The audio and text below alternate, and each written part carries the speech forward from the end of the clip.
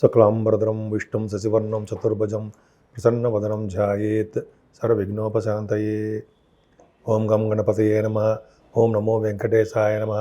ఓం శ్రీ మహాసరస్వత్యై నమో నమః. మా ఆది ఆస్ట్రాలజీని చూస్తున్నటువంటి మీ అందరికీ, విదేశాల్లో కూడా ఉంటూ నాకు ఫోన్లు చేస్తూ నేను ఎంతగానో ప్రోత్సహిస్తున్నటువంటి మీ అందరికీ కూడా పేరు పేరున నా హృదయపూర్వక నమస్కారాలు. 12 రాశుల్లో ఉన్నటువంటి గ్రహాల గురించి తెలుసుకుందామండి.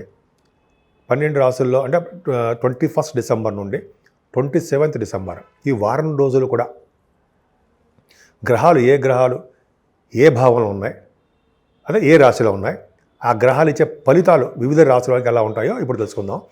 ముందుగా గురుడు గురించి తెలుసుకుందాం. అంటే గురుడు మిథున రాశిలో వక్రగతిలో ఉన్నాడు. శుభులు వక్రగతిలో ఉంటే శుభ ఫలితాలే ఇస్తారు. అంతేకాకుండా కేతువు సింహరాశిలో ఉన్నాడు. బుధుడు వృశ్చిక రాశిలో ఉన్నాడండి. అంటే ఆయన బుధుడు ఆల్మోస్ట్ వృశ్చిక రాశిలో వచ్చేసాడు, చాలా కాలం అయింది. అంతేకాకుండా రవి, కుజ, చంద్ర, శుక్రులు కూడా ధనుసు రాశిలో ఉన్నారు. చంద్రుడు 21 మాత్రమే ఉంటాడు. అక్కడ 21 ఉండి అంటే 21 ఉంటాడు. 21 స్టార్ట్ అవుతున్నాడు కాబట్టి అంటే రవి, కుజ, చంద్ర, శుక్రులు ఉంటారు.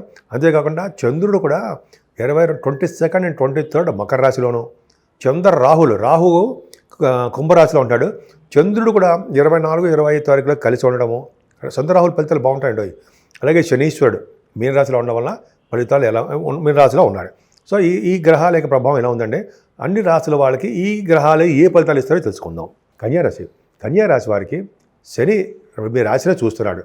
రాశిని చూడడం వల్ల చికాకులు, కోపాలు, మనస్పర్ధలు, భార్యాభర్తల విషయంలో ఇబ్బందులు, అనేక రకాల చిన్న ప్రాబ్లమ్స్ ఉన్నాయి.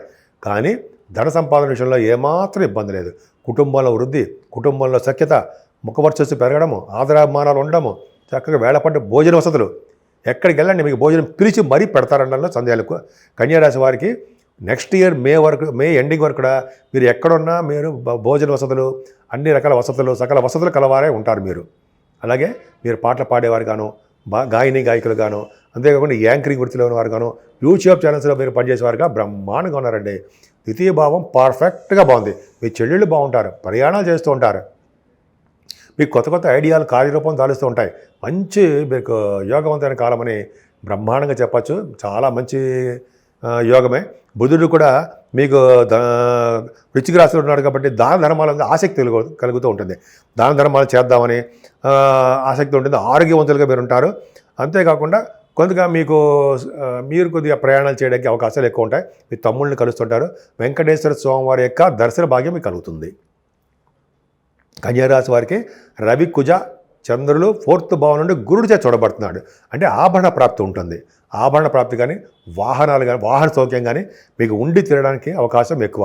4th భావంలో కనుక రవి అంటే 4th భావంలో రవి ధనస్సులో ఉండడం వలన విద్వాంసులతో కలయిక ఉంటుందండి. పెద్ద పెద్ద విద్వాంసులు ఉంటారు, వాళ్ళతో కలయిక ఉంటుంది. కీర్తి ప్రతిష్టలు పెరుగుతాయి. భార్య పుత్రులతో సుఖజీవనం కలగడానికి అవకాశం ఎక్కువ. అంతేకాకుండా అధికమైన సంపదలు కూడా 4th భావంలో ఉండే రవి ఇచ్చి తీరుతాడు. అదే కుజుడు కూడా ఉన్నాడు కదా.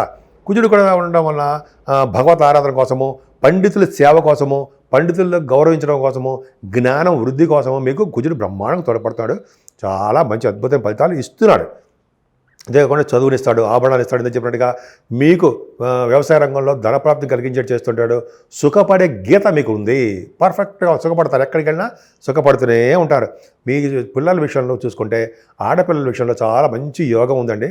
బహుశా 22, 23 తారీఖులో మీరు ఆభరణ ప్రాప్తి కలగడానికి అవకాశం ఉంది. వాహన యోగం కూడా కొనుక్కుంటారు.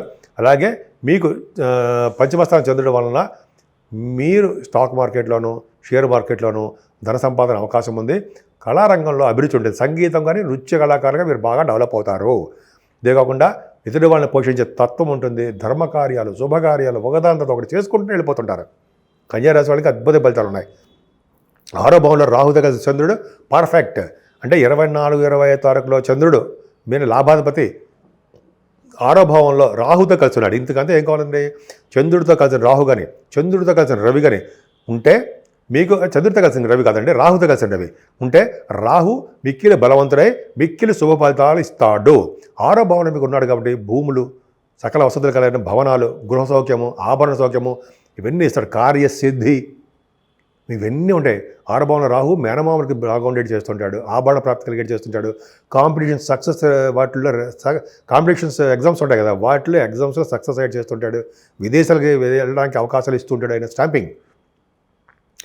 శత్రు బాధలు కానీ రుణవలల బాధలు కానీ ఏమీ లేకుండా ప్రశాంతంగా ఉంటారు. కానీ సప్తమస్థానంలో శని ఒక్కడ ఉండడం వల్ల ఆలస్య వివాహాలు, దగ్గరకు వచ్చినప్పుడు వివాహాలు ఆగిపోవడాలు, భార్యాభర్తల విషయంలో వచ్చిన మనస్పర్ధలు ఇవి ఉంటాయి. సప్తమాధిపతి దశబలం ఉన్నాడు, ఫారిన్ కంట్రీస్ వెళ్తారు గురుడు వలన. సో అదొక అవకాశం ఉందండి. అంతేకాకుండా మీ భాగ్యస్థానాన్ని కూడా శని చూడడం వల్ల భాగ్యము డిక్రీజ్ అయిపోతుంటుంది. కానీ భాగ్యాధిపతి శుక్రుడు మాత్రం చాలా బాగున్నాడు, గురుడు చేత చూడబడుతున్నాడు. కాబట్టి భాగ్యం వృద్ధి అవుతుంది. అంటే విదేశాలు వెళ్ళడానికి ఆలస్యం అవుతుంది తప్ప విదేశాలు వెళ్ళి తీరుతారు, సంపదలు కలుగుతాయి. ముఖ్యంగా మీరు తీర్థయాత్రలు చేయడము, భగవంతుడి యొక్క ఆరాధన, దేవతారాధన, దైవ దర్శనం కోసం మీరు బాగా సక్సెస్ఫుల్గా ఉంటారు. మీ వ్యాపార అభివృద్ధి దినదిన ప్రవర్ధమానం అవుతూనే ఉంటుంది. రియల్ ఎస్టేట్ రంగంలో ఉన్న వారికి ధన ప్రాప్తి కలుగుతుంది. 10th హౌస్లో గురుడు నడుచురా, అది అద్భుతం అండి. 10th హౌస్లో గురుడు మీకు రాజయోగాన్ని ఇస్తాడు. గవర్నమెంట్ సంబంధించిన ఉద్యోగాలు ఇవ్వడానికి అవకాశము గురుడు వలన జరుగుతుంటుంది. గురుడు వలన విశేషమైన ధన సంపాదన కలిగి ఉంటారు. తర్వాత గవర్నమెంట్ ఉద్యోగాలు రావడానికి అవకాశం ఉంటుంది. పురాణాలు వినడము, పురాణాలు చదవడం ఉంటుంది. దేవాలయాల సందర్శన, దేవాలయాలకి అధికారిగా ఉండడానికి అవకాశం ఉంటుంది. అర్చకత్వం కూడా మీరు ఉంటారు. అలాగే మీరుంటారంటే కొంతమంది అనమాట. గురు ప్రభావం వల్ల కూడా కొంతమందికి దేవాలయానికి అధికారిగా ఉండడము, న్యాయవాది వృత్తిలోనూ న్యాయాధిపతి అంటారు చూసారా, వాళ్ళు గురుడు ప్రభావం దశమాలు అంటే అలాగే ఉంటారు వాళ్ళు. అలాగే యజ్ఞ యాగాదులు, దైవ కార్యాలు చేసుకుంటూ అద్భుతంగా ఆస్ట్రాలజీలో కూడా మీరు బాగా డబ్బు సంపాదించుకుంటూ పేరు తెచ్చుకుంటూ బాగుంటారు. అంతేకాకుండా కవిత్వం కూడా చెప్పడానికి అవకాశాలు ఉన్నాయి. ముఖ్యంగా బ్యాంకింగ్ రంగంలోనూ, విద్యా సంస్థల్లోనూ బాగా డెవలప్మెంట్స్ మీకు కనిపిస్తున్నాయండి. కేతు ప్రభావం వల్ల కొద్దిగా మీకు ఖర్చులు అధికంగా ఉండడానికి అవకాశం ఉంది. దైవ దర్శనానికి చేసుకుంటారు. విదేశ పర్యటన జరుగుతుంది. నేను మీ వాడ్రేవ్ ఆదినారాయణరావు శర్మ. మీ జాతకాలు తెలుసుకోవాలనుకుంటే మీ date of birth, time of birth, place of birth ఉంటే చాలండి. మా ఆది ఆస్ట్రాలజీ తరఫు నుంచి నేను వాడ్రేవ్ ఆదినారాయణరావు శర్మ అంటే మీకు బాగా తెలుస్తుంది. నేనే ఈ జాతకాలన్నీ కూడా చూస్తుంటాను. అలాగే మ్యాచ్ మేకింగ్, వధూవరుల యొక్క జాతకాలు కూడా పరిశీలన మన దగ్గర జరుగుతుందండి. అంతేకాకుండా వాస్తు సంబంధించినటువంటి దోషాలు ఏమైనా ఉన్నా, సమస్యలు ఏమైనా కూడా నేను రెక్టిఫై చేస్తుంటాను, చెప్తూ ఉంటాను. అలాగే అనేక రకాల మంచి మంచి ముహూర్తాలు, అంటే వివాహ ముహూర్తాలు కానీ, అలాగే కొంతమంది గృహప్రవేశ ముహూర్తాలు అనుకుంటుంటాను. అటువంటి ముహూర్తాలన్నీ కూడా మన ఆది ఆస్ట్రాలజీ తరఫు నుంచి నేను పెడుతూ ఉంటాను. ఆల్మోస్ట్ విదేశాల నుంచి కూడా చేస్తూ ఉంటారు. నేను cost accountant, at the same time astrologer కూడా. అంటే 25 సంవత్సరాల పై నుంచి 30 సంవత్సరాల పైన నాకు అనుభవం ఉంది. విద్య గ్రేట్ ఏం కాదండి, ఇంకా నేర్చుకుంటూనే ఉంటాను నేను. సో ఈ విద్య ఇలా ఉంటుంది. సరే, అది పక్కన పెడితే ఇప్పుడు మనం అంటే 12 రాశుల వారికి కూడా, అంటే మేషరాశి నుండి మీనరాశి వారి వరకు కూడా ఈ నెలలో చేసుకోవాల్సిన పూజలు, పరిష్కార మార్గాలు గురించి చెప్దామండి. ముఖ్యంగా రాహు వలన, కేతు వలన, శనీశ్వరుడు వలన, అలాగే కొన్ని గ్రహాల వలన కూడా చాలా మటుకు దోషాలు వస్తూ ఉంటాయి. అవన్నీ భయంకరమైన దోషాలు, చంపేస్తారని ఏం కాదండి. మనుషులేం చంపరు ఎవరు కూడా. కాకపోతే చిన్న చిన్న దోషాలు ఇస్తారు. కానీ పరిష్కార మార్గాలు కూడా మనం చెప్పుకోవచ్చు. తప్పదు, ప్రాబ్లం అనేది. సపోజ్ మన కేతు ఉన్నాడు. కేతు అష్టమ స్థానంలో ఉన్నప్పటికీ, లేదా 12వ భావంలో ఉన్నా చిన్న చిన్న దోషాలు ఇస్తాడు అనుకుంటాం మనం. పంచమ స్థానంలో ఉన్నా కూడా, పంచమ స్థానంలో మంచి చేస్తాడు కానీ, బట్ అష్టమంలోనూ 12వ భావంలోనూ దోషకారకుడు. సో కేతు వలన మనం గణపతి ఆరాధన చేసుకున్నా, గణపతి వారిని పూజించుకున్నా, ప్రతి నెల కూడా పౌర్ణమి వెళ్ళినటువంటి చవితి, సంకటహర చతుర్థి అంటాం. ఆ రోజుని స్వామివారిని గరిగతో పూజించడం వలన, అలాగే పుష్పాలు, ఎర్రని పుష్పాలు, తెల్లని పుష్పాలతో పూజించడం వలన కూడా స్వామివారి యొక్క ఆశీస్సులు మనం పొందవచ్చు. అంతేకాకుండా స్వామివారికి వస్త్ర సమర్పణ కూడా చాలా ఇంపార్టెంట్ అండి. అంతేకాకుండా కేతు యొక్క ప్రభావం తగ్గాలంటే సుబ్రహ్మణ్యేశ్వర స్వామివారి ఆలయ సందర్శన, ఆ స్వామివారి యొక్క ఆశీస్సులు ఎప్పుడు పొందుతుంటే ఫలితాలు బ్రహ్మాండంగా ఉంటాయి. ఈ రాహు వల్ల కూడా మనం చాలామంది అనుకుంటూ ఉంటాం. ఈ రాహు వల్ల కూడా కొన్ని దోషాలు మనకు వస్తూ ఉంటాయి. అమ్మవారిని, కనకదుర్గ అమ్మవారిని పూజించడం వలన, అలాగే కనకదుర్గ అమ్మవారికి చండీ హోమాలు కానీ, కుంకుమతోటి పూజలు కానీ చేసుకోవడం వల్ల కూడా మనకి చాలా మటుకు రాహు వల్ల దోషాలు తగ్గుతాయి.